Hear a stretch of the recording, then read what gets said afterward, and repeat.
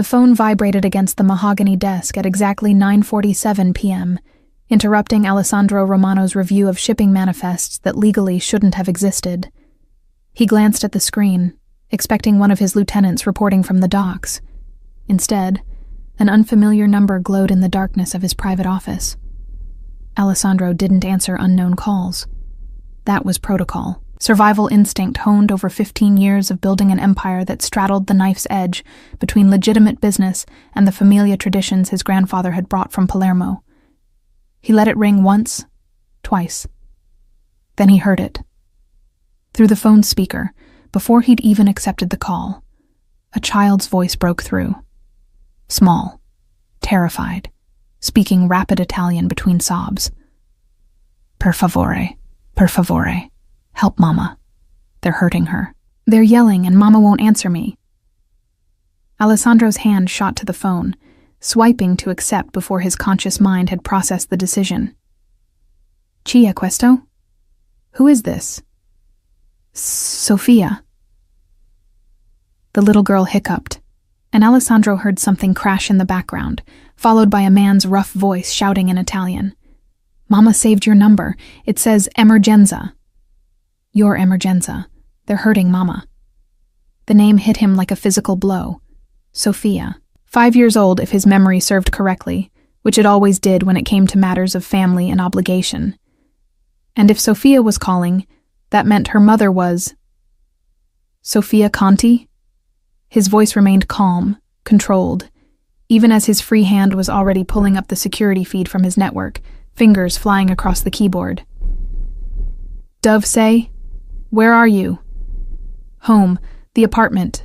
The men came and Mama told me to hide in the closet, but I can hear. Her voice broke into fresh sobs. They're breaking things, Mama screamed. Alessandro was on his feet, grabbing his jacket from the chair, his mind cataloging and discarding possibilities at lightning speed. The Conti family. Giuseppe's daughter. The promise he'd made at Giuseppe's funeral 3 years ago. Standing in the rain while a then 2-year-old Sofia clutched her mother's hand. Both of them dressed in black. I protect what's mine, Alessandro had said to Lucia that day, his hand on Giuseppe's casket. Your father was family. That makes you family. You ever need anything. She'd thanked him politely, distantly, and disappeared into her quiet life in Queens. He'd kept tabs, discreetly. Single mother, working 2 jobs, raising her daughter in the modest apartment Giuseppe had left her. Clean, careful, staying far from the life her father had once touched at the edges as a legitimate business associate of the Romano family. Until tonight. Sofia, ascoltami. Listen to me very carefully. Alessandro strode through his office door, Angelo already rising from his post outside, reading his boss's body language with the precision of a decade's service. I need you to stay very quiet in that closet. Can you do that for me? Yes. Her breathing was ragged, panicked. Good girl. I'm coming right now. I'm getting in my car, and I'm coming to help your mama. He snapped his fingers at Angelo, mouthing, Conti, Queens, and watching his head of security immediately pull out his phone, already coordinating. But I need you to stay hidden and stay quiet. Can you tell me what the men look like? I don't know. I only heard them. They speak Italian, but not like Nonno Giuseppe. Different. Sicilian, Alessandro's mind supplied. Not his people then. Which meant someone else had decided Lucia Conti was fair game, that the protection of the Romano name meant nothing. That was a mistake he would personally correct. How many voices do you hear, Tesoro? He kept his tone gentle, soothing, even as he climbed into the back of his armored SUV, Angelo sliding into the driver's seat and pulling away from the curb before Alessandro had even closed the door. 2, maybe 3. They keep saying... Sofia's voice dropped to a whisper. They keep saying Nonno's name. They say Mama has to pay for something.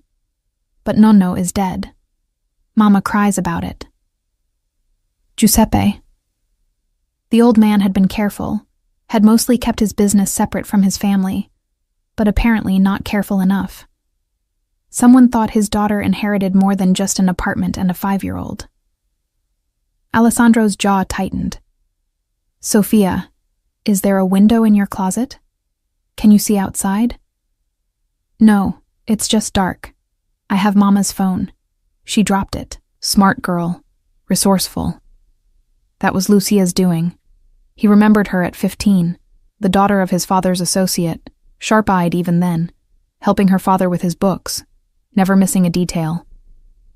You're doing so well, Sophia. Your mama would be very proud. Alessandro glanced at his watch. Traffic was light.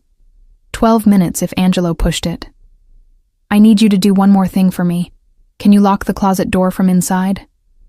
There's no lock, just the handle. Then put something against it. Shoes, boxes, anything heavy. He heard rustling, small grunts of effort, the sound of objects being moved by tiny hands. In the front seat, Angelo was on his phone, speaking in rapid Sicilian to someone Alessandro knew would be mobilizing the nearest crew. No one would arrive before Alessandro did, that was by design, but they'd be close enough to secure the perimeter, to ensure no one left that apartment building who wasn't supposed to. Okay, Sophia whispered. I put Mama's boot bag against the door. And the shoe boxes. Perfetto. Now I need you to be very, very quiet.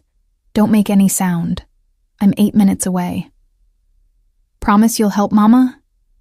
The question, asked in a child's voice but carrying the weight of generations of Italian tradition, of family bonds that transcended blood, settled over Alessandro like a mantle. This wasn't just about Giuseppe's debt, whatever it was. This was about the fundamental code that had governed his life since his own father had explained it to him at 8 years old. Family protects family, his father had said. Always. No exceptions. I promise, Alessandro said. And he meant it with the same certainty he brought to every vow, every deal, every blood oath. I'm coming for your mama, and no one is going to hurt her anymore. The SUV took a corner at a speed that would have terrified most civilians. Alessandro barely noticed. His mind was already 3 steps ahead, calculating scenarios. If these were Sicilian enforcers collecting on Giuseppe's debt, they wouldn't kill Lucia. Not yet. They'd want information first, leverage, something they could use. That gave him time. But the sounds Sophia was describing, the crashing, the shouting, Lucia's scream, those weren't the sounds of a gentle interrogation. Someone was making a point. Someone wanted Lucia afraid. Talk to me, Tesoro, Alessandro said quietly. Are you okay? I'm scared. The admission was tiny, heartbreaking. Mama always says I'm her brave girl, but I don't feel brave. Being brave doesn't mean you're not scared. It means you do the right thing even when you're scared. Alessandro remembered his grandfather saying something similar, decades ago, before sending him on his first collection. And you did the right thing. You called for help. That was very brave. Will you stay on the phone? The whole time. I'm not going anywhere. In the front seat, Angelo was getting updates through his earpiece, his expression grim. He caught Alessandro's eye in the rearview mirror and shook his head once. Not good. Alessandro's free hand curled into a fist.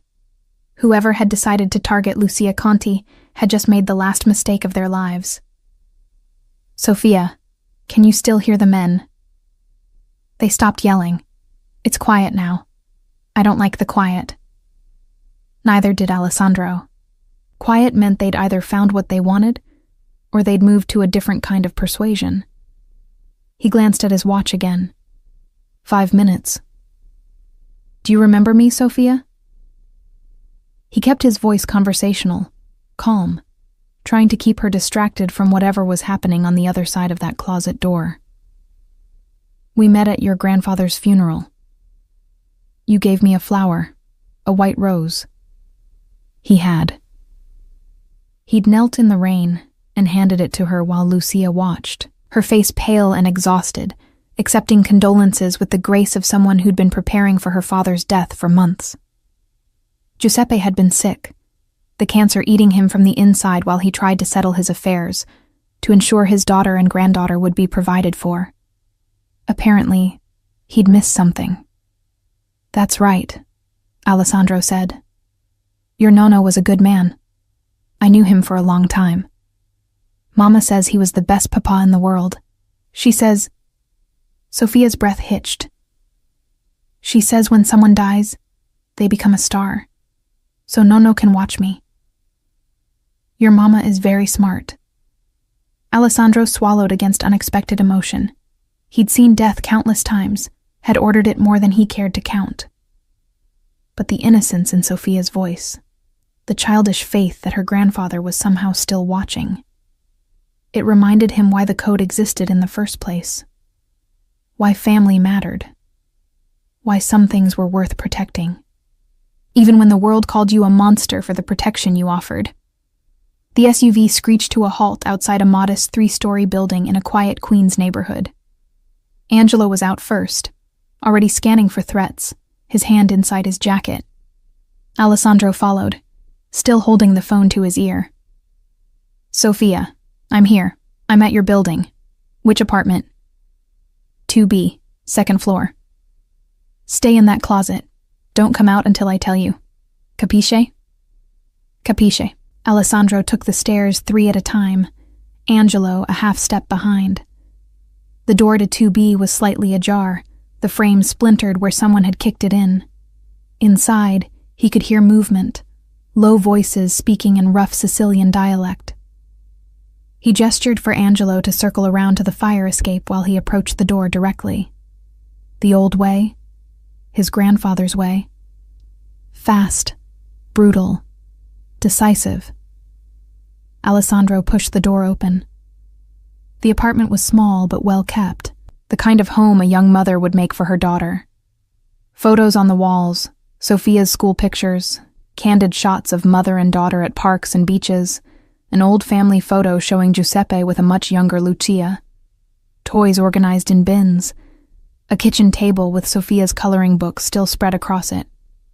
And in the middle of the living room, 2 men Alessandro didn't recognize holding Lucia Conti by the arms, while a third stood in front of her, his fist raised. Lucia's lip was split, blood trickling down her chin. Her shirt was torn at the collar, but her eyes, dark and defiant, showed no fear, only fury. The 3 men turned as Alessandro entered, and he watched recognition dawn on their faces. Not recognition of him specifically, but of what he represented. The tailored suit, the cold confidence, the fact that he'd walked into their operation without hesitation. "Signor Romano," the one in front said, lowering his fist, "this doesn't concern you. You're in the home of Giuseppe Conti's daughter," Alessandro said quietly. "Giuseppe was under my family's protection. That makes this very much my concern. Giuseppe owed—" "I don't care what Giuseppe owed." Alessandro's voice could have frozen blood. "You laid hands on a woman under my protection. You terrorized a 5-year-old child. Those actions require correction." The man opened his mouth to argue. Alessandro pulled his gun, a simple, elegant motion, and shot him in the kneecap. The scream was satisfying. The other 2 men released Lucia immediately, reaching for their own weapons.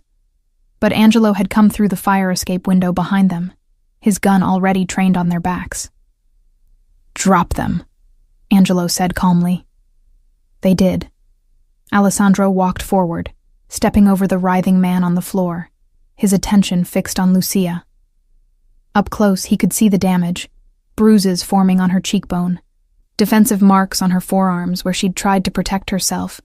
The way she held her ribs suggested they'd gotten body shots in too.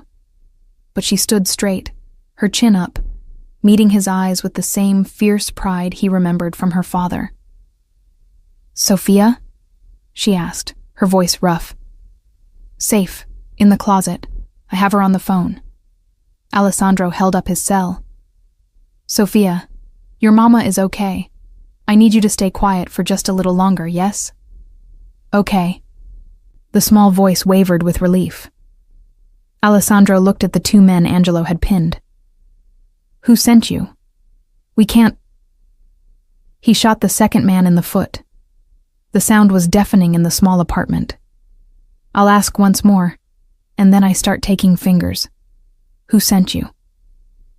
The first man, the one bleeding on the floor, broke first. Dante Gallo. He said Giuseppe owed him for a shipment that went missing 5 years ago. Said the daughter inherited the debt. Dante Gallo. Small-time operator, Sicilian connections, delusions of grandeur. Alessandro knew him, had specifically warned him years ago about operating in Romano territory without permission. Apparently, the lesson hadn't taken. The debt, Alessandro said softly, is paid. Giuseppe Conti was under my protection. His family remains under my protection. You tell Dante Gallo that if he wants to collect anything, he can take it up with me personally. And you tell him. He leaned down, speaking directly into the wounded man's ear, that if he ever comes near this family again, I'll personally feed him to the fish. He straightened, looking at Angelo. Get them out. Make sure they understand the message. Angelo nodded, already herding the 3 men toward the door. They limped and stumbled, leaving blood on the carpet, but Alessandro didn't spare them another glance. His attention was entirely on Lucia. Can you walk? He asked. She nodded, then swayed slightly. Alessandro caught her elbow, steadying her, and felt her flinch before forcing herself still. I need to get Sofia, she said. I'll get her. You need to sit down before you fall down. For a moment, he thought she'd argue. Then her knees buckled, and Alessandro guided her to the couch, supporting her weight with surprising gentleness. Sofia, he called toward the bedroom. It's safe now. You can come out, Tesoro. He heard the sounds of boxes being moved, tiny hands working at obstacles too heavy for her. A moment later, a small figure appeared in the doorway. Dark curls like her mother's. Enormous brown eyes wide with fear and hope. Mama!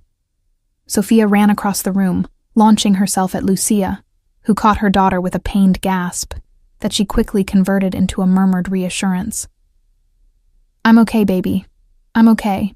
Alessandro watched them cling to each other. This mother and child who'd just survived something no one should have to survive, and felt the weight of his promise settle more firmly around his shoulders. We need to leave, he said quietly. They know this address. It's not safe. Lucia looked up at him over Sofia's head, and in her eyes, he saw the moment she understood. This wasn't a rescue. This was an irrevocable change. The moment she'd programmed his number into her phone as emergency, the moment Giuseppe had accepted Romano protection years ago, this moment had become inevitable. She'd stepped into his world. And in Alessandro Romano's world, protection came with strings. Where? She asked. Somewhere safe. I have a property in Manhattan. Secure. Private. You and Sofia will stay there until this is resolved. I have a job. Sofia has school. Will be arranged. Alessandro pulled out his phone, already typing instructions to his people. Pack a bag. Just essentials.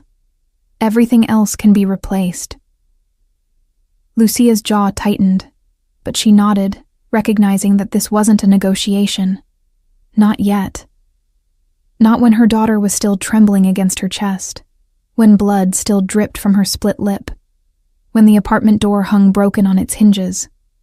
She'd ask questions later, demand explanations, push back against the control he was exerting. But right now, she'd accept the protection he offered. Because that was how survival worked in Alessandro Romano's world.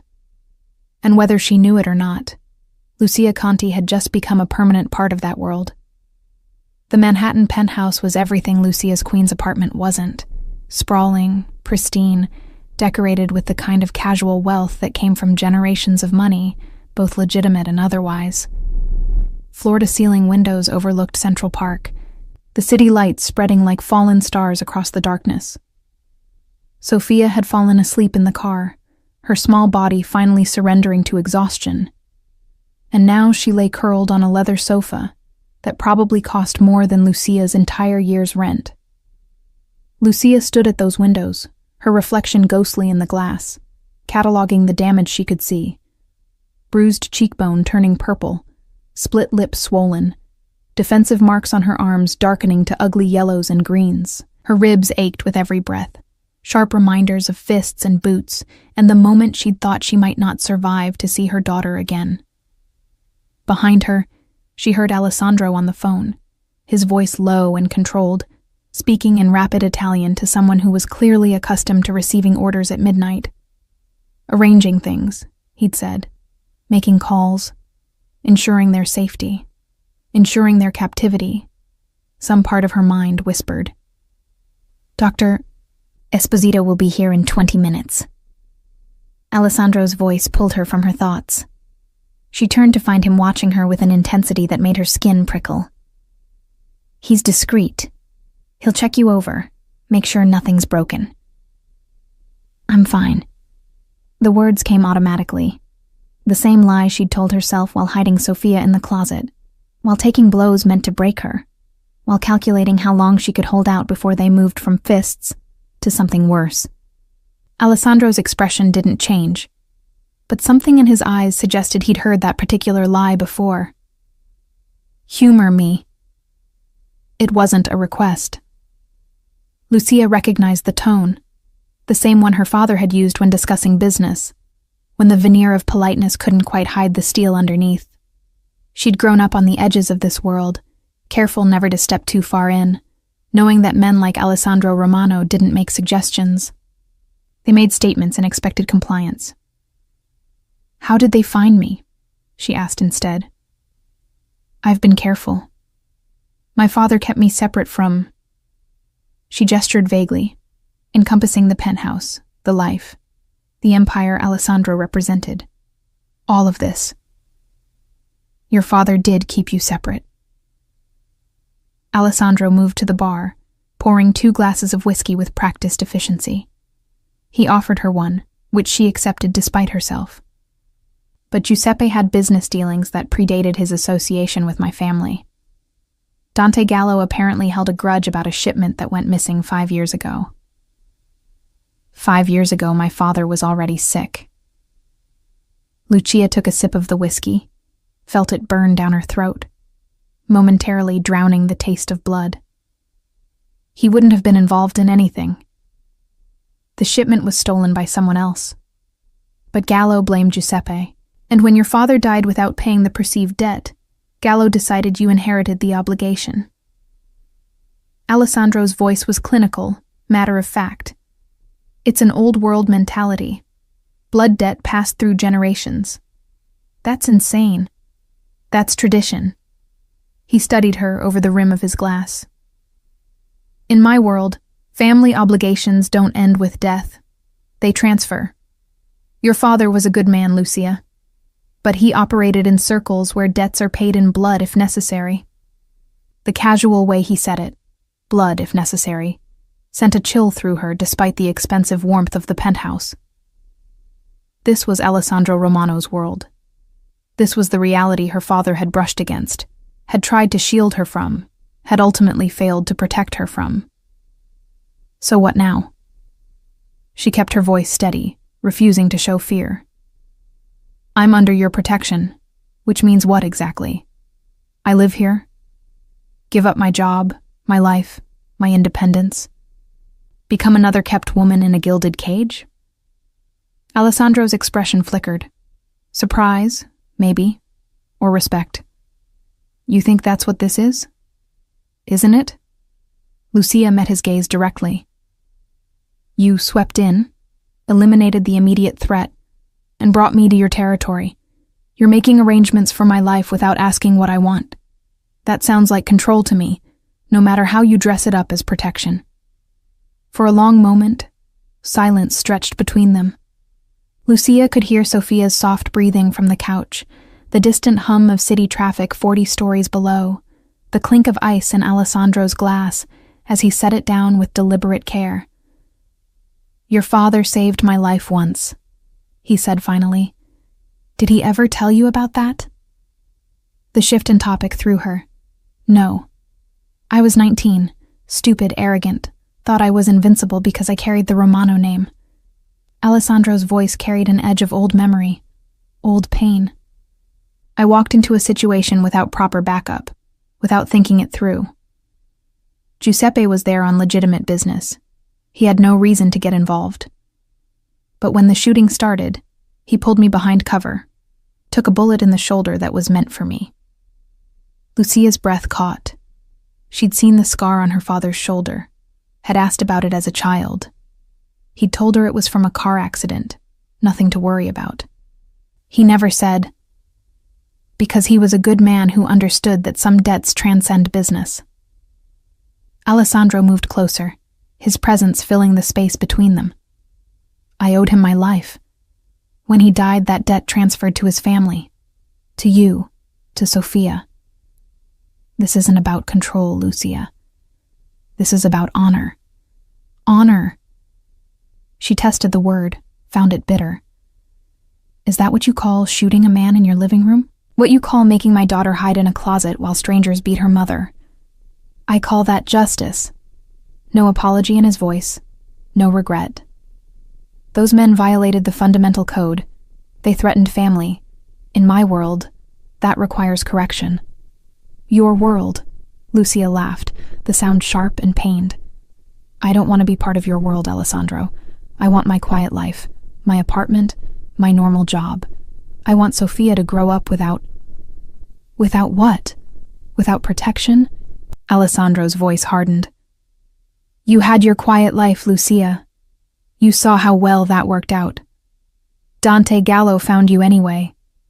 The only reason you're alive, the only reason Sophia isn't orphaned, is because you programmed my number into your phone 3 years ago and never deleted it."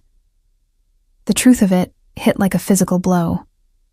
She had kept his number, some survival instinct overriding her desire for distance. And when Sophia found that phone, when small fingers dialed emergenza in desperation, it had been Alessandro Romano who answered. Alessandro, who'd dropped everything and raced across the city. Alessandro, who'd walked into violence without hesitation. Alessandro, who'd kept his promise to a dead man because that's what honor demanded. The doorbell chimed, cultured and discreet. Alessandro moved to answer it, returning moments later with an older man carrying a leather medical bag. "Doctor." Claudio Esposito had the kind of face that suggested he'd seen everything and judged nothing, useful traits in a physician who treated the Romano family. "Signora Conti." The doctor's voice was professionally warm. "Let's have a look at you." Lucia submitted to the examination with practiced stoicism, learned from years of her father's illness, from emergency rooms and hospice care, and the particular strength required to stay functional while your world collapsed. The doctor worked efficiently, checking her ribs with gentle pressure that still made her gasp, examining the bruises, confirming what she already knew. "Nothing broken," Dr. Esposito said finally. "But you'll be sore for several days. Ice for the swelling, pain medication if needed. Watch for signs of concussion, dizziness, nausea, vision problems. If any of those develop, call me immediately." "I will." She accepted the prescription he handed her, knowing one of Alessandro's people would fill it within the hour. Everything arranged, everything controlled. After the doctor left, Alessandro gestured toward a hallway. "Guest rooms are this way. You and Sophia can take the suite at the end. It has connecting rooms. There's clothing in the closet, basic necessities in the bathroom. If you need anything else, there's staff available." Staff. The word tasted foreign. "You have live-in staff in Manhattan?" "Security, primarily. Angelo coordinates the overnight watch. But there's also Mrs. Bianchi. She manages the household, handles meals, anything you might need." He paused at a doorway, his hand on the frame. "This isn't a prison, Lucia. You're free to come and go, but I'd prefer you had security with you. at least until Dante Gallo understands the situation. Understands that I'm your property now? Understands that you're under my protection? There's a difference. Alessandro's jaw tightened, the first crack in his controlled facade. I'm not trying to own you. I'm trying to keep you alive. Lucia wanted to argue, wanted to push back against the fundamental wrongness of being extracted from her life and deposited in luxury she didn't ask for. But exhaustion weighed on her like physical pressure, the adrenaline finally draining away and leaving only pain and bone-deep weariness. I need to put Sophia to bed. She moved past him toward the couch where her daughter slept, but Alessandro was faster, scooping the small girl up with surprising gentleness. I'll carry her. You're in no condition. He was right, which only irritated her more. But she followed him down the hallway to a suite that was larger than her entire apartment, watching as he laid Sophia carefully on a bed that looked like something from a princess movie. Her daughter didn't wake, just curled instinctively around the pillow, her small face relaxed in sleep. She's brave, Alessandro said quietly. Calling me like that. Staying quiet when I told her to. That takes real courage. She's 5. Lucia's voice cracked despite her best efforts. She shouldn't need courage. She should be worried about dolls and cartoons, not hiding from men who want to hurt her mother. No, she shouldn't. Alessandro turned to face her in the dim light filtering from the hallway. But she does. Because Dante Gallo decided your father's perceived debts mattered more than a child's safety. Because this world, my world, doesn't care about what should be. It only cares about what is. Then maybe I don't want any part of your world. Too late. Not cruel, just honest. The moment those men broke down your door, you became part of it. The only question now is whether you accept my protection or try to face it alone. Lucia looked at her sleeping daughter, remembering the terror in Sophia's voice on that phone call, the way she trembled while hiding in the closet, the nightmares that would inevitably come.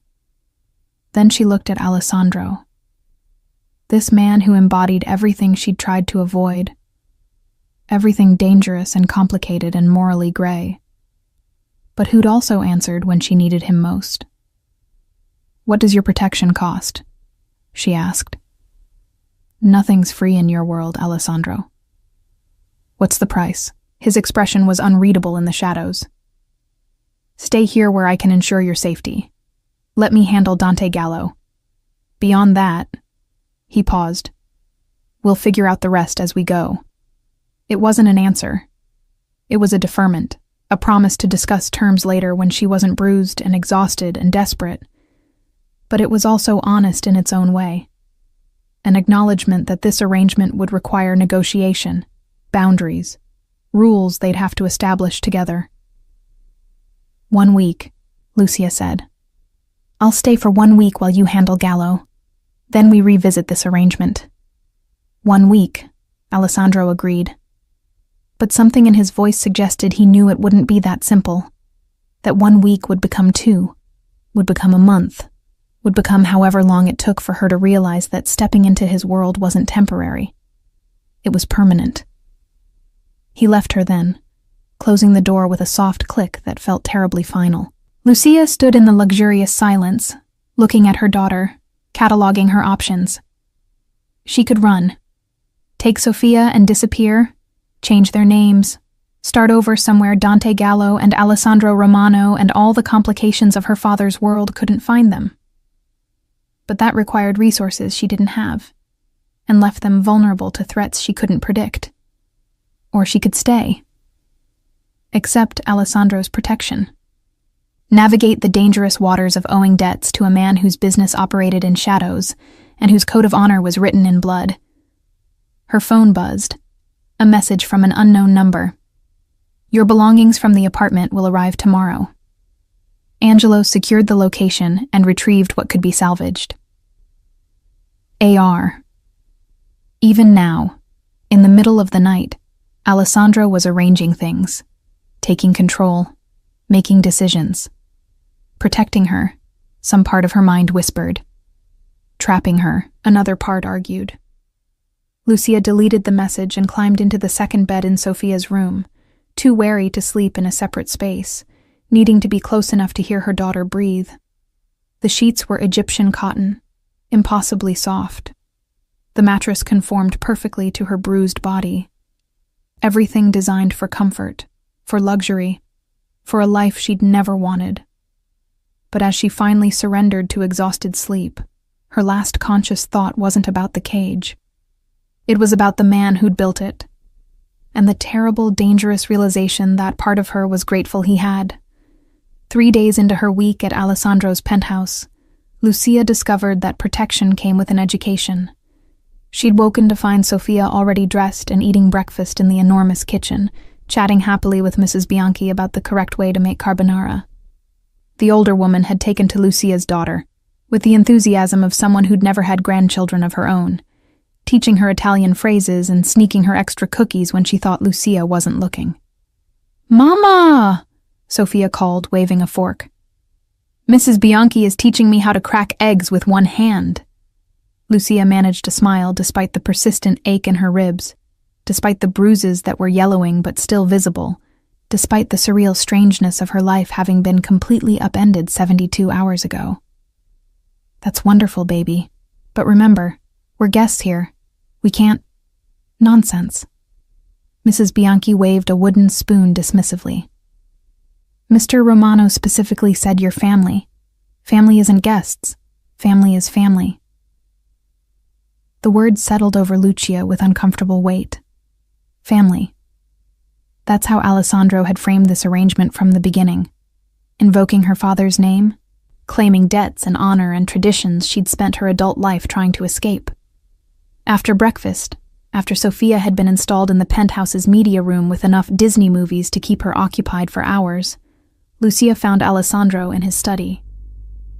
He looked up from a stack of documents as she entered, and she caught the brief flash of something, surprise, pleasure, before his expression settled into neutral professionalism. "How are you feeling?" he asked.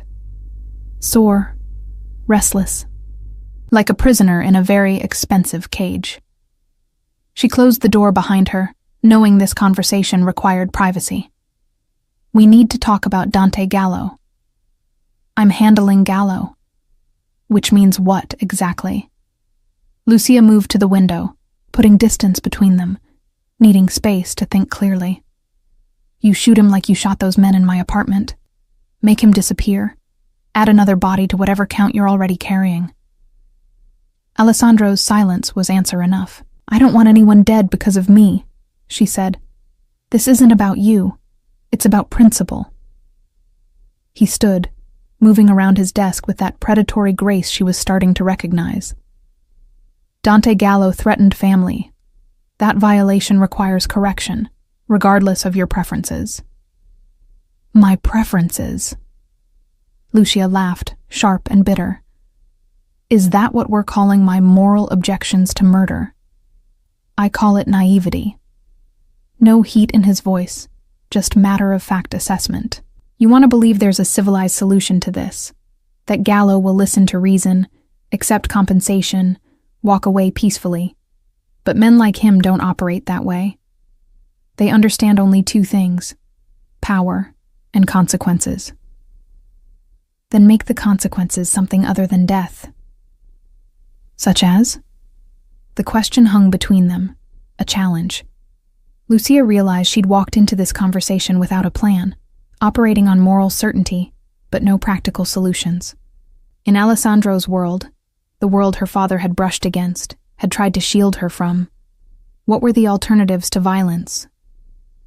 "I don't know," she admitted, "but there has to be something. Financial compensation, territory concessions, whatever currency your world trades in that isn't blood." Alessandro studied her for a long moment, his expression unreadable. Then he gestured to the chair across from his desk. "Sit. I want to show you something." She obeyed, curiosity overriding her instinct to maintain distance. Alessandro pulled a folder from his desk drawer, spreading photographs across the surface between them. "Dante Gallo," he said, tapping the first photo. A man in his 50s, heavy-set, cruel eyes.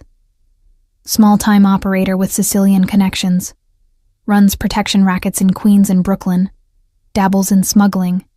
Recently tried to expand into drug distribution on my territory. He laid out more photos. Men beaten bloody. A burned-out storefront. A woman with a black eye and broken arm. These are people who crossed Gallo, or who couldn't pay his debts, or who were simply in his way. Lucia's stomach turned, but she forced herself to look, to see the reality of the man who'd sent thugs to her home, who'd terrorized her daughter, who'd nearly... This... Alessandro placed another photo, this one showing a young man, maybe 25, is Michael Russo. He worked at a restaurant Gallo claimed owed protection money. Michael tried to testify against him. 2 weeks later, he disappeared. His body was found in the East River 3 months after that. "Stop!" Lucia's voice was barely a whisper. "Why? Because it's uncomfortable?" Alessandro leaned back, his gaze never leaving her face. "This is the man you're asking me to show mercy to. This is who you think deserves a civilized solution. I think..." She forced herself to breathe. To think. To articulate something beyond instinctive revulsion. "I think you're showing me the worst of him to justify the worst of you. I'm showing you the truth." He gathered the photos, returning them to the folder with clinical efficiency. "In your world, the normal world you want to return to, people call the police. They trust the system. They believe justice comes from courts and laws. But Dante Gallo has judges on his payroll, cops who look the other way, lawyers who make evidence disappear. Your civilized solutions don't work against men like him. So your solution is to become just as bad? My solution is to protect what's mine." Alessandro's voice dropped, taking on that dangerous softness she was learning to recognize. "You and Sophia are under my protection now. That means Dante Gallo becomes my problem to solve. The only question is whether you trust me to solve it effectively." Trust. The word echoed through her mind. Complicated and impossible. How could she trust a man who dealt in violence and intimidation, who'd shot someone in front of her without hesitation, who operated in the shadows her father had tried to keep her from? But he'd also answered when she called. Had kept Sophia calm during the worst night of their lives. Had brought them to safety without asking for anything in return. "My father trusted you," Lucia said finally. "He put your number in my phone as emergency contact. He must have believed you'd help if I needed it. Giuseppe understood what I am." Alessandro's expression softened almost imperceptibly. He knew the kind of world I operate in, the choices I make. But he also knew that I keep my promises. Always. Even the difficult ones? Especially those. Lucia thought about her father.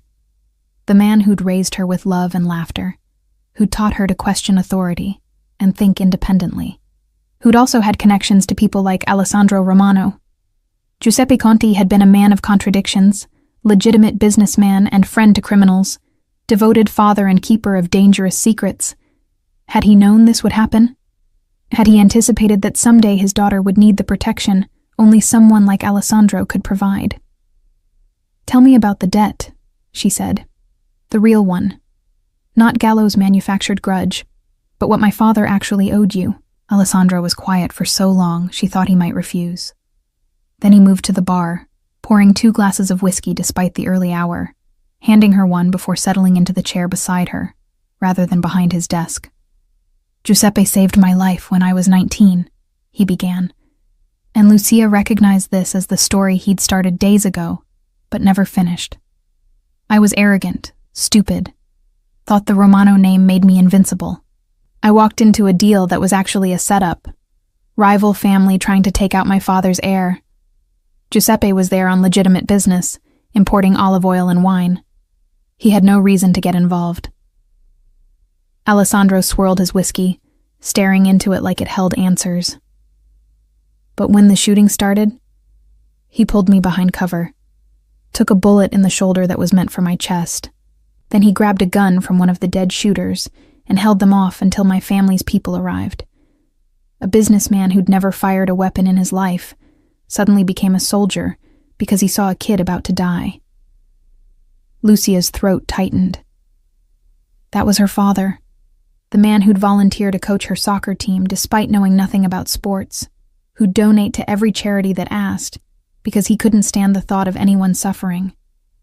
Of course, he'd save a stranger's life without thinking about the cost. My father took him to our family's doctor, made sure he received the best care, paid for everything. Alessandro met her eyes. Giuseppe refused any payment beyond medical costs, said he didn't save me for money. That made him either the most honest man I'd ever met or the most naive. He was both, Lucia said softly. Yes. Alessandro's smile was brief but genuine. He was, and that's why when he came to me 5 years later, needing help with a business problem, I couldn't refuse. What kind of problem? The kind where his legitimate import business had accidentally become a front for someone else's illegal smuggling operation. Alessandro's expression hardened. Giuseppe didn't know. He was good at business but terrible at reading people. Someone had been using his shipping manifests to move contraband, setting him up as the fall guy if anything went wrong. Lucia's stomach dropped. The shipment Dante Gallo thinks my father stole. Yes. Giuseppe's business partner was actually working for Gallo, using Giuseppe's roots and reputation to move stolen goods. When one of those shipments got intercepted by my people, because they were moving through Romano territory without permission, the partner blamed Giuseppe and disappeared, leaving your father holding responsibility for a theft he didn't commit. So my father came to you. He came to me, Alessandro confirmed. Asked me to clear his name, to fix the problem he'd accidentally created. I did. I found the real thief, made sure everyone understood Giuseppe had been used, settled the territorial dispute with the families whose goods had been stolen. Your father's reputation was protected, his business continued operating legitimately, and Dante Gallo was warned to stay away from him. But Gallo didn't forget. Gallo doesn't forget anything. He's small and petty and vindictive. When Giuseppe died, and there was no longer Romano protection actively enforcing the warning, Gallo decided to collect on a debt your father never owed. Alessandro set down his glass with controlled precision. That's why those men came to your apartment. That's why Sofia had to hide in a closet. Because Dante Gallo saw an opportunity to extract payment from a dead man's daughter. The pieces clicked together with horrible clarity. Her father's illness, his careful arrangements in his final months, the way he'd insisted she program Alessandro's number into her phone, just in case. Giuseppe had known this might happen, had tried to protect her the only way he could, by ensuring she had access to someone powerful enough to stand against men like Gallo. So what now? Lucia asked. You've explained the history, shown me that Gallo is dangerous, made it clear that civilized solutions won't work. What's your actual plan? Gallo needs to understand that you and Sofia are permanently off limits, that any future attempts to collect this fabricated debt will result in his complete destruction. Alessandro's voice was matter-of-fact, discussing violence like it was a business negotiation. I'll arrange a meeting, make the terms clear, give him the opportunity to walk away. And if he doesn't take that opportunity, then I remove the threat permanently. There it was, the line she couldn't cross, the fundamental difference between her world and his. Alessandro offered protection, but that protection came with blood, with violence, with solutions that her conscience couldn't accept, even as her survival instincts recognized their necessity. I need time to think about this, Lucia said. Take the time you need. But understand. Alessandro leaned forward, his intensity sharpening. Dante Gallo isn't waiting for you to make peace with my methods. Every day you hesitate is another day he might try something else. Another day Sofia is at risk. The mention of her daughter was calculated, deliberate. Alessandro knew exactly how to apply pressure, how to make Lucia's choices feel impossible. She could object to his methods while accepting his protection, could maintain her moral high ground while benefiting from his violence. Or she could acknowledge the uncomfortable truth that in this situation, with these stakes, Alessandro's way might be the only way that kept her daughter safe. 1 week, she said, standing. You said I could stay for 1 week while you handled this. It's been 3 days. You have 4 more to resolve it however you see fit. After that, we discuss what happens next. Agreed. Alessandro stood as well, offering his hand. 4 days. Lucia shook it, feeling the warmth of his palm against hers, the controlled strength in his grip. This was the man who'd shot someone in front of her without hesitation. The man who'd kept her father's secrets and honored debts that transcended death. The man who'd answered when a terrified 5-year-old called for help. She released his hand and walked out, feeling his gaze follow her down the hallway. 4 days to decide whether she could live with the protection he offered, whether she could accept safety that came soaked in moral compromise. 4 days to figure out if she was her father's daughter, in more ways than she'd ever wanted to admit. On the 5th day of her stay at Alessandro's penthouse, Lucia woke to find Sofia already dressed in new clothes that had appeared in the closet overnight. Expensive designer pieces that probably cost more than Lucia's monthly salary at both her jobs combined. Mrs. Bianchi said these were for me. Sofia twirled in a navy blue dress with white trim. She said I look like a principessa. Lucia's first instinct was to refuse, to pack her daughter back into their Target clearance clothes, to reject this casual display of wealth that made her stomach clench with discomfort. But Sofia was beaming, happier than she'd been since before the attack, and Lucia couldn't bring herself to dim that joy. You look beautiful, baby. She kissed Sofia's forehead. But remember, these are borrowed. We're still guests here. Mrs. Bianchi says we're family. That word again. Family. The justification Alessandro used for everything. The protection, the control, the decisions he made without consulting her. She was beginning to understand that in his world, family was both shield and shackle, protection and possession. After breakfast, Angelo appeared at the penthouse door, dressed in his usual dark suit, his expression professionally neutral. Mr. Romano asked if you'd join him this morning. He has something to show you. Lucia's guard went up immediately. Show me what? He said you'd want to see how he handles Dante Gallo. Everything in her wanted to refuse. She didn't want to witness whatever violent resolution Alessandro had planned, didn't want to become complicit through observation. But she'd given him 4 days. Those 4 days were up today. She'd asked for transparency, for involvement in decisions about her future. This was what involvement looked like. Sofia stays here with Mrs. Bianchi, Lucia said firmly. Of course. Mr. Romano would never bring a child to... Angelo stopped himself. She'll be safe here. I guarantee it with my life. The solemn way he said it reminded Lucia that these men operated on codes she barely understood, where honor and loyalty meant something visceral and absolute. Angelo would die before he let harm come to Sofia. That certainty should have been terrifying. Instead, it was oddly reassuring. 20 minutes later, Lucia found herself in the back of Alessandro's armored SUV, heading downtown to a location Angelo wouldn't specify. Alessandro sat beside her, dressed in a charcoal suit that probably cost more than her month's rent, checking his phone with the casual efficiency of a man comfortable with power. Where are we going? Lucia asked. Neutral territory. A restaurant in Little Italy that's been operating since Prohibition. Family who owns it has survived by staying neutral in all disputes. Alessandro pocketed his phone, giving her his full attention. Dante Gallo agreed to meet, discuss terms. You're negotiating? I'm clarifying reality. He studied her face.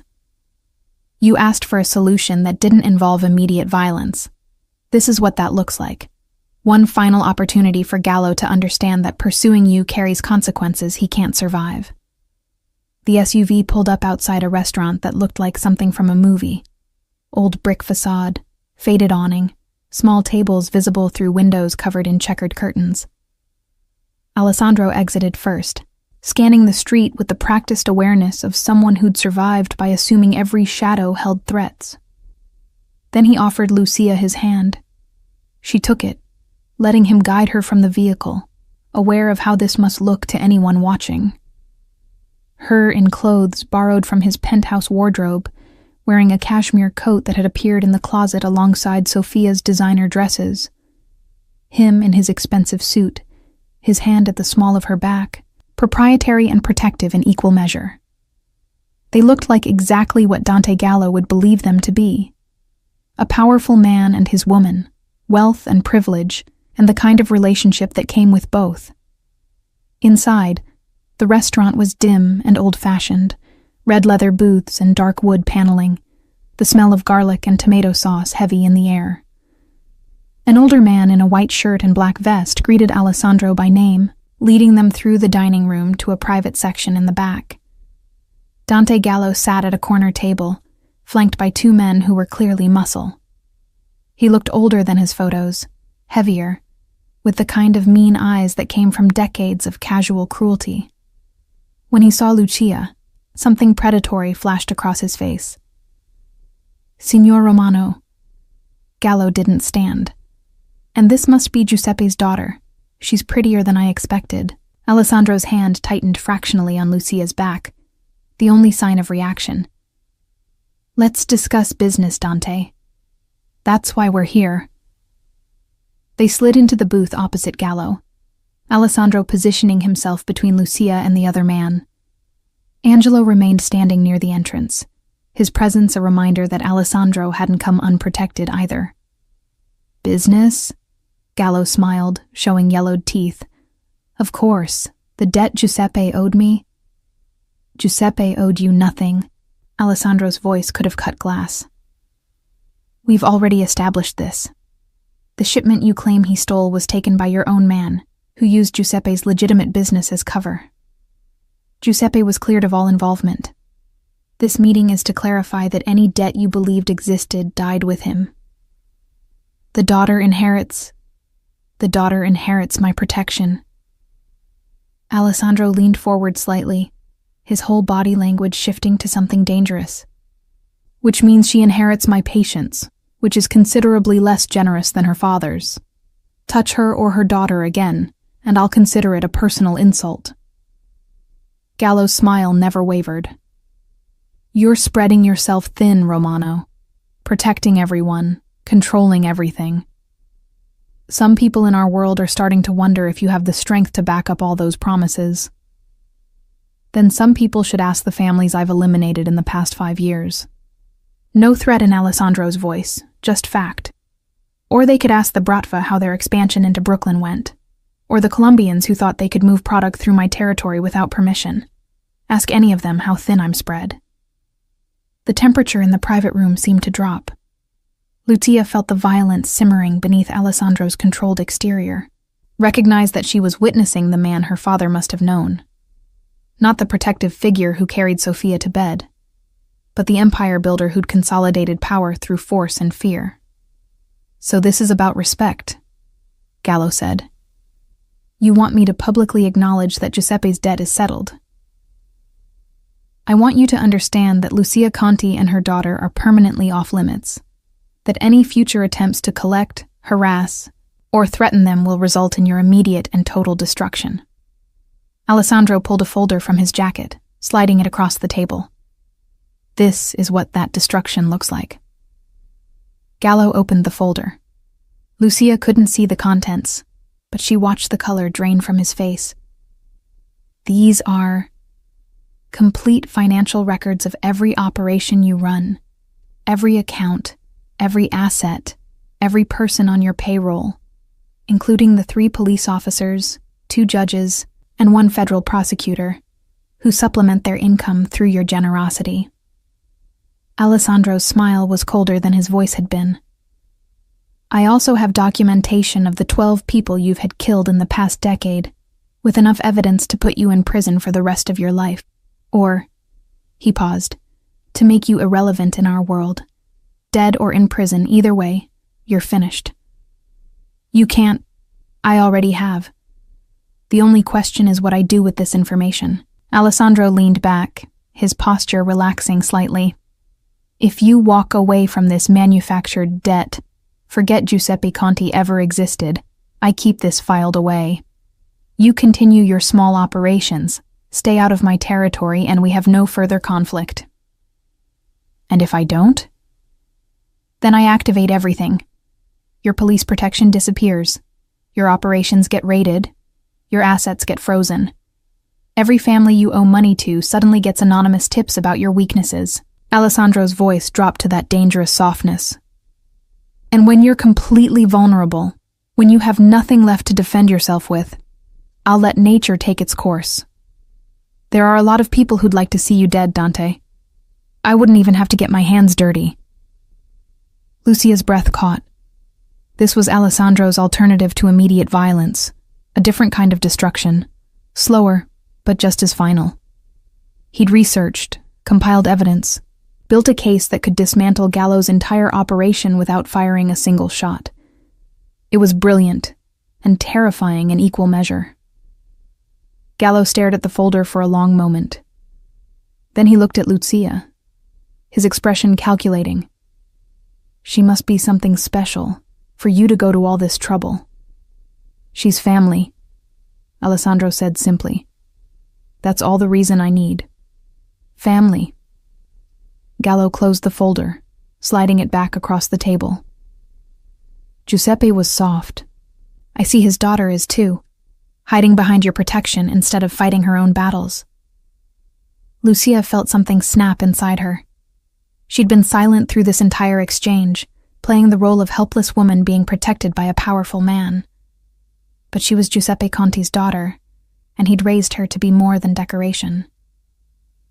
My father wasn't soft, she said, her voice steady despite the fear thrumming through her veins. He was honorable. He paid his debts, all of them. He saved Mr. Romano's life and refused payment beyond medical costs. He built a legitimate business and raised his daughter to have principles. That's not softness. That's strength you're apparently too petty to recognize. Gallo's eyes narrowed. Careful, little girl. You're insulting a man who sent thugs to beat me in front of my 5-year-old daughter. Lucia leaned forward, matching Alessandro's earlier posture. Who manufactures debts from dead men and terrorizes women who can't fight back? You want to talk about soft? You're not even brave enough to face your targets yourself. You send others to do your violence while you hide behind manufactured grudges. Lucia. Alessandro's voice held warning, but also something else. Surprise, maybe. Or respect. No. She kept her gaze locked on Gallo. He needs to hear this. My father was worth 10 of you, Dante Gallo. He had honor, integrity, courage. You have nothing but fear and petty cruelty. So yes, I'm under Mr. Romano's protection. Because I'm smart enough to accept help when it's offered, and principled enough to know that manufactured debts from small men don't obligate me to anything. The silence that followed was absolute. Gallo's face had gone red, his hands clenched on the table. His muscle had tensed, ready to react. Angelo had moved slightly closer, his hand inside his jacket. Then, unexpectedly, Gallo laughed.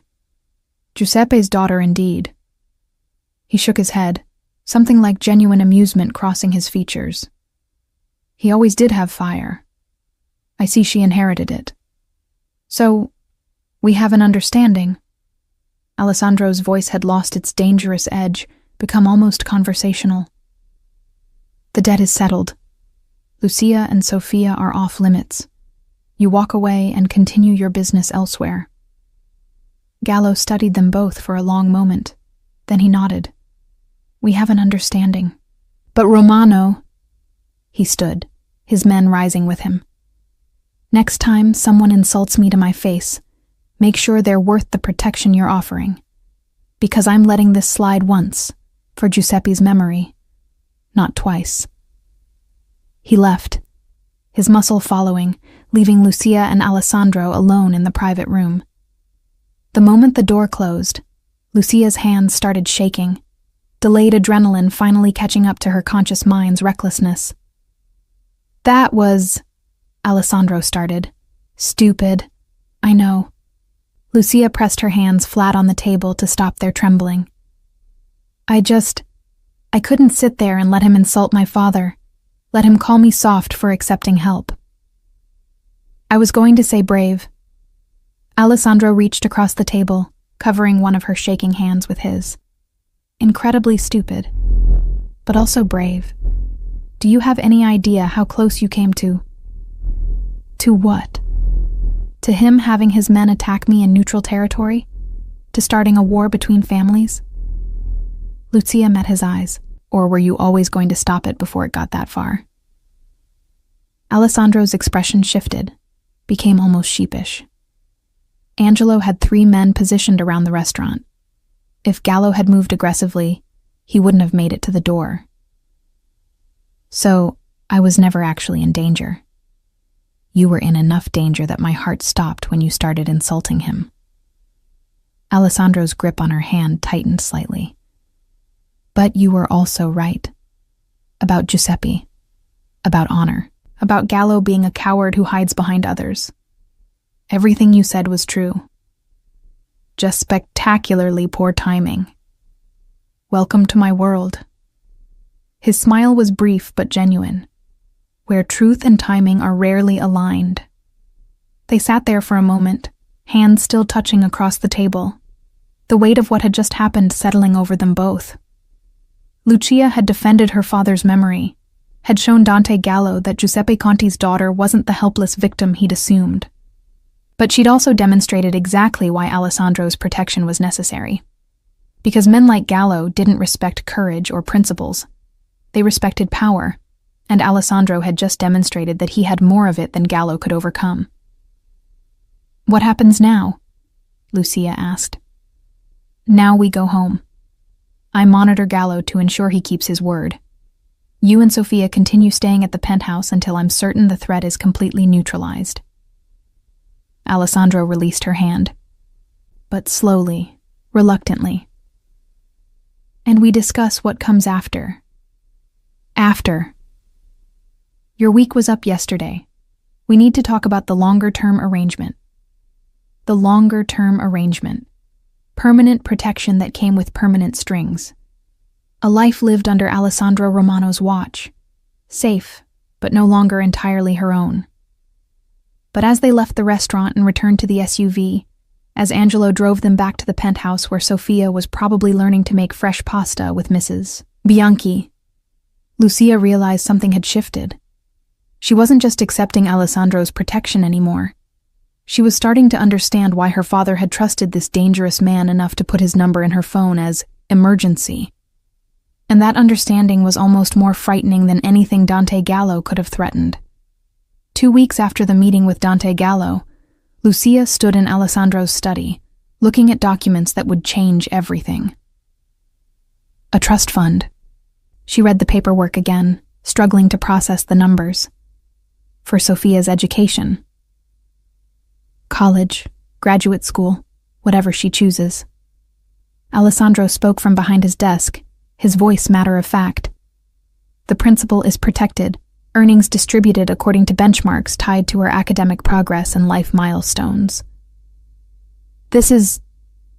Lucia did the math in her head, her hands trembling slightly. This is more money than I'll make in my entire life. It's what your father would have wanted. Giuseppe valued education above almost everything else. My father wouldn't have wanted me accepting charity from... She stopped herself, but Alessandro finished the thought. From a criminal? From someone whose wealth comes from illegal operations? His expression didn't change. Giuseppe knew exactly what I was, Lucia. He accepted my help when he needed it. This is no different. This is completely different. This is you making my daughter dependent on you. This is me ensuring Sophia has opportunities regardless of what happens to either of us. Alessandro stood, moving around his desk to face her directly.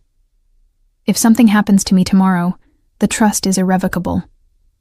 If you decide to leave, to go back to your life, the money is still hers. There are no strings attached. There are always strings. But even as Lucia said it, she was reading the paperwork more carefully, seeing the truth in his words. The trust was structured to be completely independent, managed by a neutral third party, accessible to Sophia regardless of Lucia's relationship with Alessandro. It was the kind of gift that came with no expectation of return, which made it more dangerous than any debt. Why? Lucia asked. Why do all of this?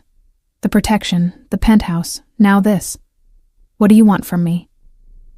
Alessandro was quiet for a long moment, his gray eyes studying her face with that intensity she'd come to recognize.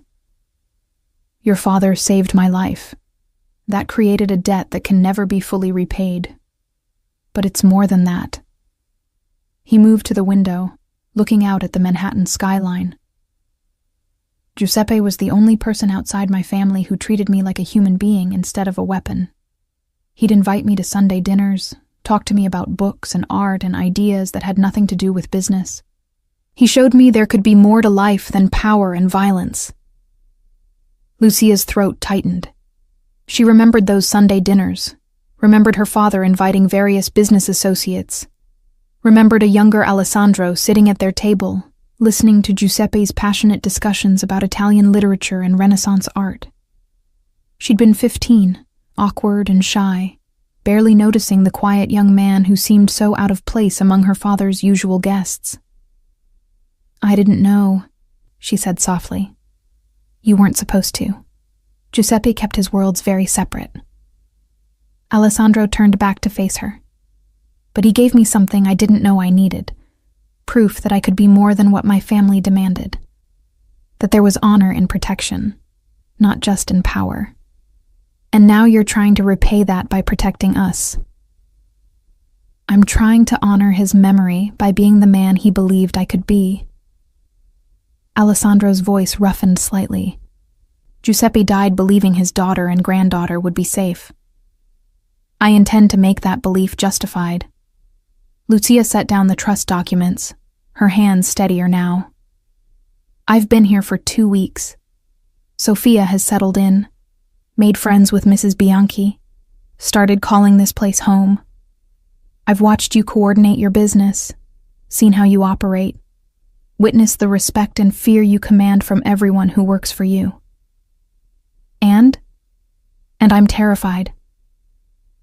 The admission cost her, but she forced it out. Not of you specifically, but of what staying here means, of raising my daughter in this world, of becoming dependent on protection that comes from violence, of losing myself in the process. Alessandro listened without interrupting, giving her space to articulate fears she'd been holding since that first night. But I'm also practical, Lucia continued. Dante Gallo backed down because of your power, not my principles. Men like him will always exist. We'll always see people like me as vulnerable targets. I can go back to my queen's apartment, get my jobs back, pretend that none of this happened. But that doesn't make me safe. It just makes me willfully ignorant. So what do you want to do? The question, asked without pressure, without manipulation, surprised her. Alessandro was offering her a choice, even knowing her decision would affect his ability to keep his promise to Giuseppe. I want to negotiate, Lucia said. Real terms, clear boundaries.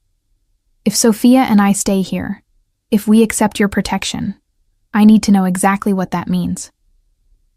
Alessandro's expression shifted. Surprise, then something like pride. All right, name your terms. Lucia had been thinking about this for days, cataloging what she could live with and what she couldn't. First, I work. I'm not going to be a kept woman living off your charity. I need employment, income that's mine. Agreed. I own several legitimate businesses that could use someone with your skills. Giuseppe taught you accounting, business management. You'd be an asset. Working for you isn't independence. Then work somewhere else. I'll provide references, ensure you're safe commuting, but the choice of employment is yours. He paused. Within reason. You're not working overnight shifts in dangerous neighborhoods. Lucia bristled at the control implied, then recognized the compromise. Fine. I choose the job. You approve the location for safety concerns. Second term? Sophia's education and activities. I make those decisions. You can fund them through the trust or whatever arrangement you prefer, but I decide where she goes to school, what extracurriculars she participates in, how she spends her time. Agreed, with one caveat. I maintain veto power over anything that puts her in unnecessary danger. Define unnecessary. Aim public schools in areas with active gang violence, unsupervised activities. Situations where my enemies could use her against me. Alessandro's voice softened. I'm not trying to control her childhood, Lucia. I'm trying to ensure she has one. The distinction mattered. Lucia nodded. Agreed. Third term. We maintain separate living spaces within the penthouse. I'm not sharing a bedroom, and Sophia needs to understand that we're not a couple. She struggled for the word. Family, as you keep saying. But not romantic family. Something flickered across Alessandro's face. Disappointment, maybe, or understanding. Of course. You'll have complete privacy in your suite. I won't enter without invitation. Fourth. Lucia took a breath, knowing this one would be harder. If I decide to date someone, to build a relationship outside of this arrangement, you don't interfere. My personal life remains my own. The silence stretched long enough to become uncomfortable. When Alessandro finally spoke, his voice was carefully neutral. You're asking me to allow potential threats into proximity of you and Sophia. I'm asking you to respect my autonomy. Anyone I date would be vetted by me first. I'm not stupid, Alessandro. I know the risks now. But I also won't live the rest of my life alone because you're overprotective. Overprotective. He almost smiled. That's one word for it. What's another? Realistic about human nature and the wolves who'll see you as a way to get to me. Alessandro crossed his arms. But I'll agree to this term with modifications. Anyone you date gets a background check. Non-negotiable.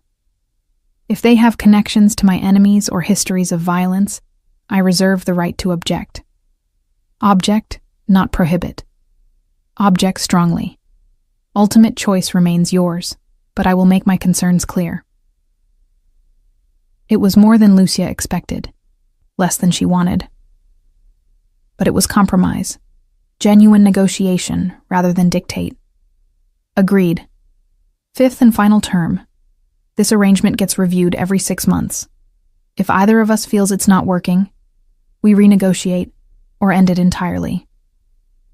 You want an exit strategy. I want to know I'm choosing to stay, not just accepting inevitability. Lucia met his eyes. Every 6 months we sit down and honestly assess whether this is working for both of us. If it's not, we figure out an alternative that still keeps Sophia and me safe. Alessandro considered this for a long moment. 6 months.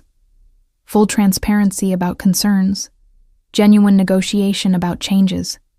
And if we can't reach an agreement, then you help me relocate somewhere safe. Somewhere I can build a new life. You don't just withdraw protection and leave us vulnerable. I would never... He stopped himself, realizing she needed the explicit promise. I will never withdraw protection from you or Sophia, regardless of our personal arrangement. Even if you leave, even if you hate me, You remain under Romano family protection. Always. The word, always, hung between them with the weight of a vow. This wasn't temporary protection contingent on her cooperation. This was permanent, irrevocable, the kind of promise Alessandro Romano didn't make lightly. Then we have an agreement, Lucia said. Alessandro offered his hand. She shook it, feeling the now familiar warmth of his palm against hers, the controlled strength that could be gentle when it chose to be. I'll have my attorney draw up a formal document, he said. Everything we discussed, legally binding where applicable. You should have your own lawyer review it. I don't have a lawyer. Then I'll provide 3 names, independent attorneys not connected to me. You choose which one you want representing your interests. Alessandro released her hand slowly. This works only if you have real advocacy, Lucia. I don't want you agreeing to something you don't fully understand. The consideration, the genuine care for her informed consent, cracked something in Lucia's carefully maintained defenses. This wasn't the Mafia boss who'd shot a man in her living room. This was the young man her father had invited to Sunday dinners, who'd needed someone to show him he could be more than a weapon. Thank you, she said softly. Don't thank me yet. 6 months living in my world might change your mind about everything. But as Lucia left his study and returned to the suite she now shared with Sofia, as she watched her daughter practice Italian with Mrs. Bianchi and laugh with genuine joy for the first time since the attack, she wondered if 6 months would change her mind, or simply confirm what she was already starting to suspect. That safety wasn't the only reason she'd agreed to stay. That somewhere in the past 2 weeks, she'd started seeing Alessandro Romano as more than just her father's friend, or her protector. That the most dangerous thing about accepting his protection wasn't the violence that came with it. It was the possibility of wanting to stay even after the threat was gone. 3 months after moving into Alessandro's penthouse, Lucia received a call that would test every negotiated term of their arrangement. Mrs. Conti? The voice on the phone was professional, unfamiliar. This is Dr. Esposito's office. Your daughter Sofia had an incident at school. Lucia's heart stopped. What kind of incident? Is she hurt? She's fine physically, but there was a situation with another child's parents. The school is requesting you come immediately. 20 minutes later, Lucia burst into the private academy where Sofia had enrolled. One of Alessandro's compromises, a school that was prestigious but also had security protocols that satisfied his concerns. She found Sofia sitting in the principal's office, her small face tear-stained but defiant, while a well-dressed couple argued loudly with the principal. Our son doesn't need to apologize, the woman was saying.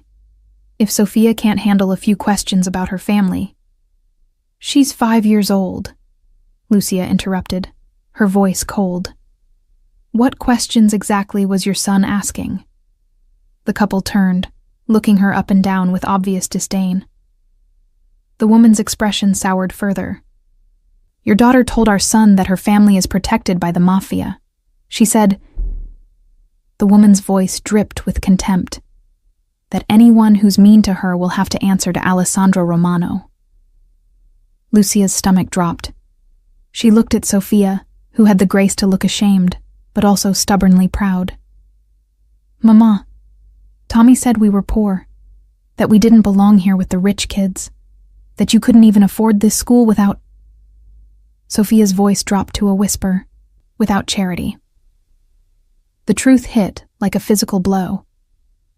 These children, or more likely their parents, had been discussing Lucia's financial situation, questioning how a single mother from Queens could afford an elite Manhattan academy. And Sofia, trying to defend her mother's dignity, had reached for the one defense she thought would work.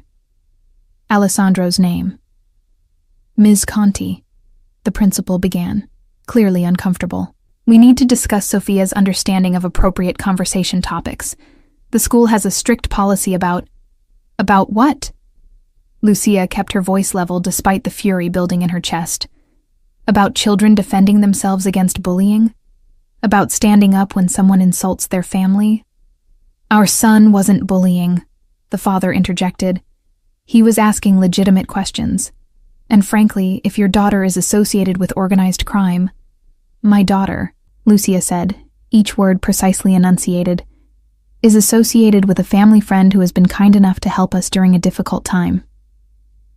If your son was asking legitimate questions about our financial situation, perhaps you should examine what you're teaching him about class and privilege. The mother's face flushed. How dare you suggest— I suggest you examine why a 5-year-old felt the need to question another child's economic status. Lucia crossed the office, kneeling in front of Sophia. Baby, did Tommy say anything else? Sophia's eyes filled with tears. He said poor people don't belong at his school, that we should go back to our apartment in Queens where we belong. I see. Lucia stood, turning to face the principal. So my daughter defended herself against classist bullying by referencing a family friend, and somehow she's the one being reprimanded? Ms. Conti, invoking Mafia connections isn't appropriate. Neither is tolerating economic discrimination among 5-year-olds. Lucia gathered her purse, extending her hand to Sophia. Come on, baby. We're leaving. Ms. Conti, if you remove Sophia from school grounds during the day then expel her. Send the paperwork to Alessandro Romano's legal team. I'm sure they'll be fascinated to learn about your school's tolerance for bullying as long as it comes from wealthy families. She left, Sophia's hand tight in hers, aware that she'd just made a scene that would have consequences. But she wouldn't, let her daughter be shamed for defending herself, even if that defense had involved invoking Alessandro's protection. They were halfway to the penthouse when her phone rang. Alessandro. I heard, he said without preamble. Angelo monitors all communications regarding Sophia's school. Are you both all right? We're fine. But Sophia's probably getting expelled for defending her family. Yes, I know. His voice was warm, approving. She's Giuseppe's granddaughter. She has his fire. She invoked your name, Alessandro. Told that boy her family was protected by you. And she was right. No hesitation in his voice. She is protected. You both are. If that makes other parents uncomfortable, that's their problem. Lucia closed her eyes, feeling the weight of choices made and consequences still unfolding. The school will issue a formal apology by end of day, and the child who bullied Sophia will be required to apologize directly. The family will also be reminded that tuition doesn't exempt their son from basic human decency. Alessandro paused. I'm on the board of directors. This will be handled. Of course he was on the board. Of course he had that kind of influence. Lucia had been naive to think enrolling Sophia in an elite school wouldn't eventually connect back to Alessandro's power and reach. I don't want you to protect your daughter from bullying. Too late. It's already done. His voice softened. Lucia, Sophia did nothing wrong. She stood up for herself and for you. That takes courage, especially at 5 years old. I'm proud of her.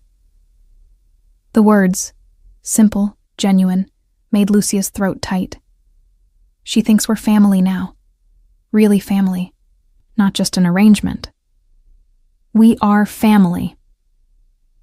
Alessandro said it like it was self-evident. 3 months you've been here. 3 months Sophia has had stability, safety, joy. 3 months you've worked at the foundation, one of his legitimate businesses, managing grants for children's education programs, and proven yourself invaluable. This isn't temporary anymore, Lucia. It hasn't been for a while. He was right. Somewhere between negotiating terms and navigating daily life in the penthouse, between watching Alessandro teach Sophia Italian songs his grandfather had taught him and seeing how gently he could be with her daughter, Lucia had stopped counting days until she could leave. She'd started building a life here. I'm scared, she admitted. Of me. Of wanting this. Of depending on you. Of... She stopped, unable to articulate the most dangerous fear. Of caring about me. Alessandro finished quietly. I know. I feel it too.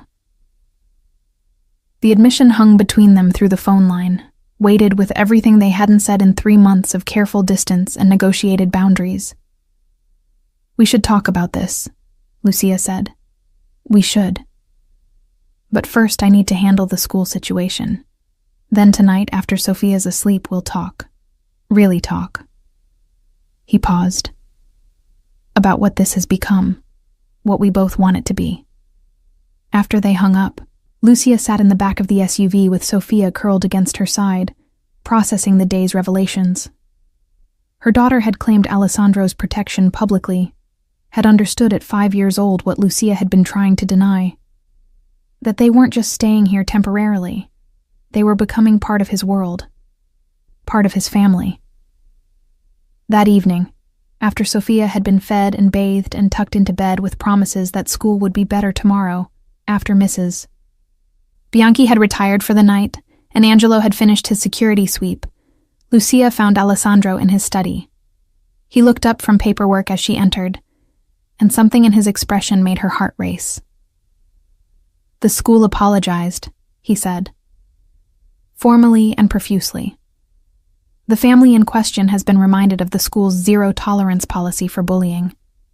Sophia can return tomorrow if she wants, or we can look at other options. She wants to go back. She said she's not letting Tommy win. Lucia closed the door behind her, leaning against it. She really is Giuseppe's granddaughter. She's yours too. You raised her to have that strength. Alessandro set aside his work, giving her his complete attention. You wanted to talk. About what this is. What we are. Lucia moved into the room, her heart pounding. 3 months ago, I negotiated terms for a temporary arrangement. Safety and protection in exchange for accepting your help. But that's not what this has become. No, it isn't. Sophia calls you Uncle Alessandro now. She asks for you when you're late coming home. She practices Italian so she can surprise you with new phrases. Lucia's voice wavered slightly. She's attached to you in ways that terrify me. Because if this ends, she loses another father figure. Alessandro stood, moving around his desk to face her.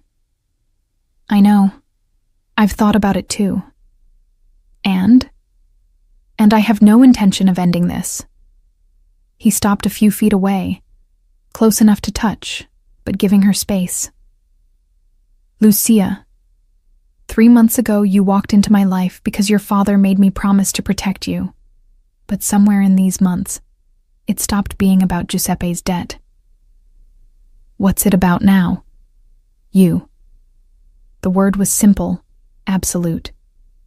It's about the way you defend your daughter with the same fierce loyalty Giuseppe showed me. About how you negotiated real terms instead of just accepting my dictates. About watching you build a life here while maintaining your independence. He moved closer. It's about coming home and finding you and Sophia in the kitchen with Mrs. Bianchi, laughing over burned cookies. About Sophia asking me to read her bedtime stories in Italian. About you trusting me with the most precious thing in your world. Lucia's breath caught. Alessandro. I'm falling in love with you. He said it quietly, certainly, like he'd made a decision and wouldn't be swayed from it. With your strength, your principles, your refusal to be controlled even when accepting protection, with the life we're building together, the family we're becoming. And I know that complicates everything, that it wasn't part of our agreement, but I won't lie about it anymore. The confession hung between them, irrevocable and terrifying, and exactly what Lucia had been trying not to acknowledge in herself. This wasn't supposed to happen, she whispered. I know. I wasn't supposed to care about you. This was just protection, just honoring my father's connection to you. I know. But I do. The admission cost her everything. I care about you. More than I should. More than is safe. When you're late, I worry. When I see you with Sophia, something in my chest tightens. When you look at me like you're looking at me now, I forget every reason this is a terrible idea. Alessandro closed the remaining distance between them, his hands coming up to frame her face with devastating gentleness. Then stop thinking of reasons. Just feel. He kissed her. Soft at first, questioning, giving her every opportunity to pull away. But Lucia didn't pull away. She leaned into him, her hands fisting in his shirt, kissing him back with 3 months of denied want, and careful distance finally breaking free. When they finally separated, both breathing hard, Alessandro rested his forehead against hers. This changes things. Everything, Lucia agreed. Our 6-month review is coming up. We're supposed to renegotiate terms. What if... Lucia's voice wavered, then strengthened. What if instead of renegotiating, we start over? Not as an arrangement, but as a real relationship, real family. Alessandro's hands were still gentle on her face, his thumbs stroking her cheekbones. You, me, and Sophia, building something permanent. It's terrifying. It's worth it. He kissed her again, softer this time. Giuseppe would be happy, I think, that his debt led to this. He'd say he knew all along. Lucia smiled against his mouth. He was impossible like that. They stood there in Alessandro's study, wrapped in each other, while the city spread out below them through floor-to-ceiling windows. This wasn't the life Lucia had planned. Wasn't the safe, normal existence she'd tried to build after her father's death. But it was real. Honest. Built on 3 months of learning to trust, to compromise, to see past surfaces, to the complicated, honorable man beneath. 6 months later, when Sophia called Alessandro Papa for the first time, and he went very still before sweeping her up in his arms, Lucia understood that some debts could never be repaid. They could only transform into something better, into family, real, permanent, chosen family. The kind worth protecting with everything you had, the kind worth staying for, always.